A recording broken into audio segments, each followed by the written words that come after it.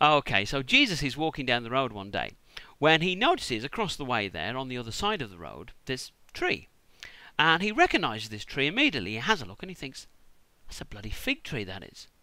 I like figs. I'm going to go over there, see if I can get some. So he goes over there, has a look at the tree, and he can't believe it. There's no bloody figs. He says, there's no bloody figs on this fig tree. There's not one sodding fig. Not one. Yeah, what kind of a bloody fig tree is this anyway? So anyway, one of the disciples has a look and he says, I think you'll find this is an out-of-season fig tree, Master. Out of what? Out of season. There won't be any figs. What do you mean, out of season? Are you trying to tell me that this is some kind of part-time fucking fig tree? That this is a fig tree in name only for most of the year? Then what kind of a bullshit fig tree is that? Well, I'll teach you, Mr. bloody so-called fig tree, to have no bloody figs on your twigs. From this point forward, ye shall have no more bloody figs on your twigs, as long as ye shall fricking well live.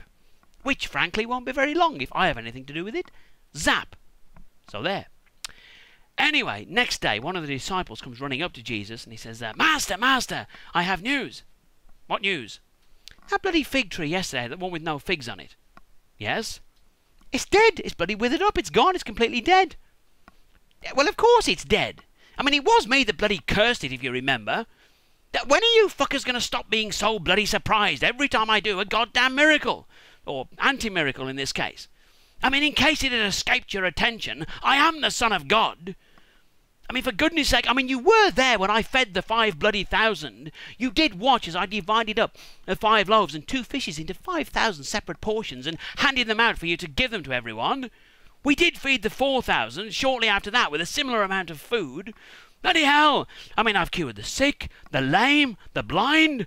I've walked on fricking water in your presence. I mean, even bloody Peter's walked on water. Well, for a few steps until he lost his faith and fell in.